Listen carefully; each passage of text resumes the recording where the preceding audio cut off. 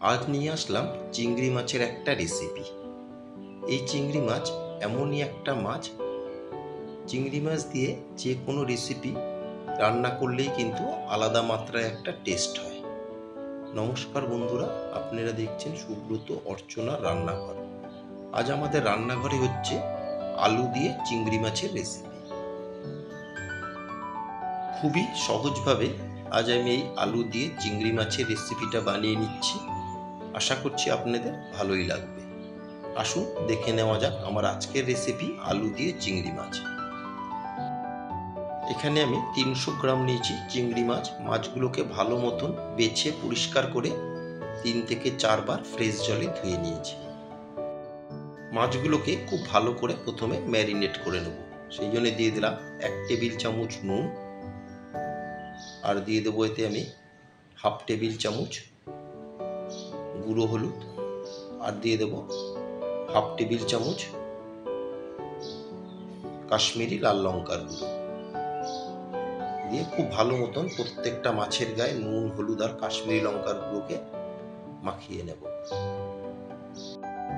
খুব ভালো করে মাখিয়ে নিলাম। এখন 10 থেকে 15 মিনিটের জন্য মাছগুলোকে রেস্টে রেখে দেব।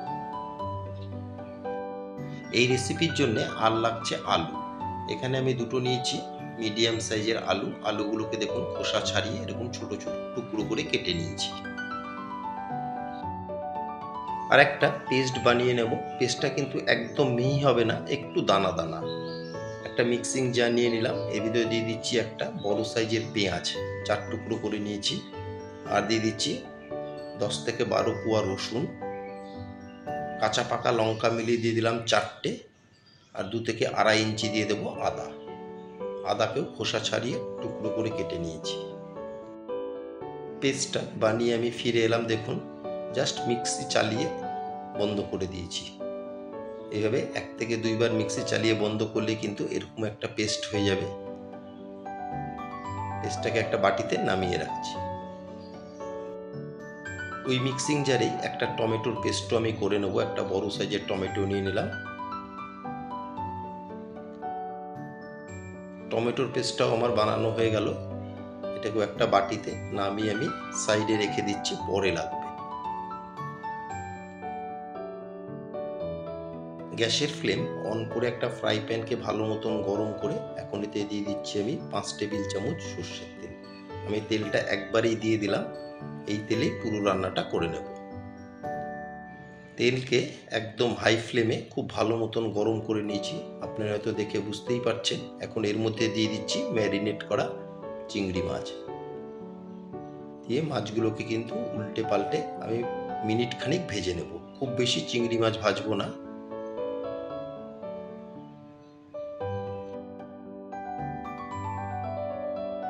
হাই ফ্লেমে নেড়ে চেড়ে মিনিট খানিক ভেজে নিলেই কিন্তু হয়ে যাবে। দেখুন মাছের কালারটা কিন্তু চেঞ্জ হওয়া শুরু হয়েছে।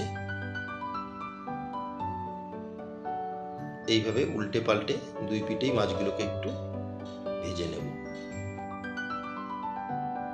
মিনিট খানেক মাছগুলোকে উল্টে পাল্টে ভেজে নিয়েছি। দেখুন মাছের কালারটা চেঞ্জ হয়েছে। এর থেকে বেশি আর ভাজবো না। ভেজে নেওয়া মাছগুলোকে তেল ঝরিয়ে একটা প্লেটে তুলে নিচ্ছি।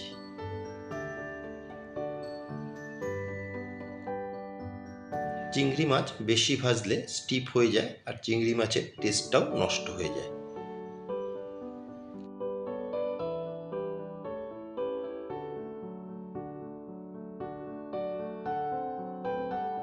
ভেজে নেওয়া মাছ তুলে নিয়ে ওই তেলে এখন আমি দিয়ে দিচ্ছি ডুমো করে কেটে রাখা আলু। দিয়ে আলুগুলোকেও নেড়ে চেড়ে লালচে করে ভেজে নেব। আলুকে তেলের সাথে ভালো মতন মিশিয়ে এখন দিয়ে দিলাম হাফ টেবিল চামচ নুন। দিয়ে নুনকেও খুব ভালো মতন আলুর সাথে মিশিয়ে নেব।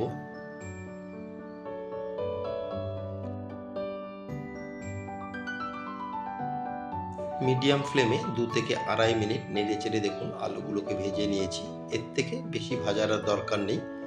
ভেজে নেওয়া আলুগুলোকে তেল ঝরিয়ে তুলে নিচ্ছি।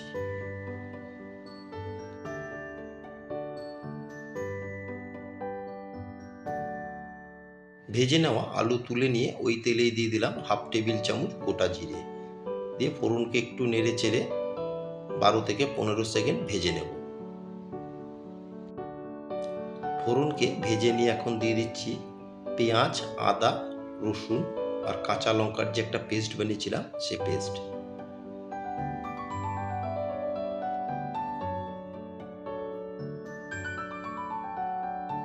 মিডিয়াম ফ্লেমে 2 থেকে 2.5 মিনিট একটু পেঁয়াজ, আদা, রসুন আর কাঁচা লঙ্কার পেস্টকে কষিয়ে নেব। মিনিট 2 পেঁয়াজের পেস্টকে কষিয়ে নিয়েছি। এখন এর মধ্যে দিয়ে দিচ্ছি একটা বড় সাইজের টমেটোর পেস্ট।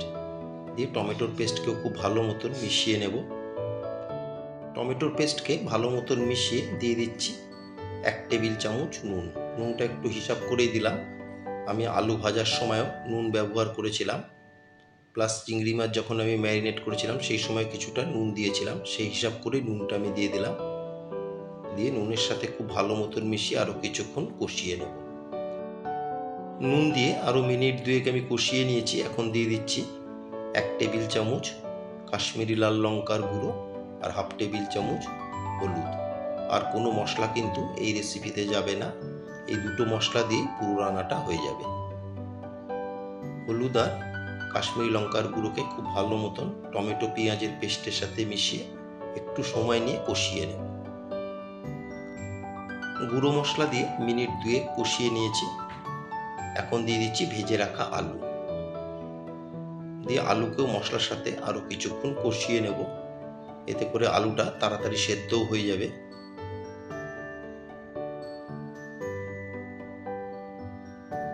আর আমার নতুন বন্ধুদের কাছে রিকোয়েস্ট, যারা আমার চ্যানেলটি এখনও সাবস্ক্রাইব করেননি তারা অবশ্যই সাবস্ক্রাইব করে আমার পাশে থাকবেন আর পাশে থাকা বেল আইকনটি প্রেস করে রাখবেন। যখনই আমি নতুন কোনো ভিডিও আপলোড করব সবার আগে নোটিফিকেশান আপনাদের কাছে পৌঁছে যাবে। গ্যাসের ফ্লেম মিডিয়ামে রেখে একটু সময় নিয়ে আমি আলুকে মশলার সাথে কষিয়ে নিয়েছি। এখন দিয়ে দিলাম পরিমাণ মতন উষ্ণ গরম জল। আমি এখানে দিয়ে দিচ্ছি মেজারমেন্ট কাপের 1 কাপ জল। জল দিয়ে জলের সাথে খুব ভালো মতন একবার মিশিয়ে নিয়েছি। এখন একটা কভার দিয়ে 8 থেকে 10 মিনিট আমি গ্রেভিকে ফুটিয়ে নেব। কভার দিয়ে মিনিট 10 গ্রেভিকে ফুটিয়ে নিয়েছি। এখন কভার তুলে একবার ভালো মতন মিশিয়ে নেব।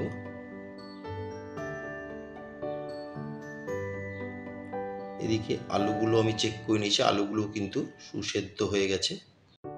ভালো মতন একবার গ্রেভিকে মিশিয়ে এখন দিয়ে দিচ্ছি ভেজে রাখা চিংড়ি মাছ। মাছ দিয়ে কিন্তু আর খুব বেশিক্ষণ রান্না করব না, 4 থেকে 5 মিনিট গ্রেভির সাথে মাছকে ফুটিয়ে নিলেই তৈরি হয়ে যাবে আলু দিয়ে চিংড়ি মাছের রেসিপি। আমার আজকের রেসিপি আলু দিয়ে চিংড়ি মাছ আপনাদের কেমন লাগলো অবশ্যই একটা কমেন্টের মাধ্যমে জানাবেন। যদি কোনো অংশে ভালো লেগে থাকে একটা লাইক, শেয়ার আর ছোট্ট করে একটা কমেন্ট করতে কিন্তু ভুলবেন না। মাছ দিয়ে আরও 4 থেকে 5 মিনিট আমি রান্না করে নিয়েছি। তৈরি হয়ে গেল আমার আজকের রেসিপি আলু দিয়ে চিংড়ি মাছ। গ্যাসের ফ্লেম অফ করে একটা সার্ভিং প্লেটে তুলে নিলাম। আশা করছি আমার আজকের রেসিপি আপনাদের সকলেরই ভালো লেগেছে। সবাই সুস্থ থাকবেন, ভালো থাকবেন। আবার দেখা হবে পরবর্তী একটা দিনে পরবর্তী একটা রেসিপির সাথে।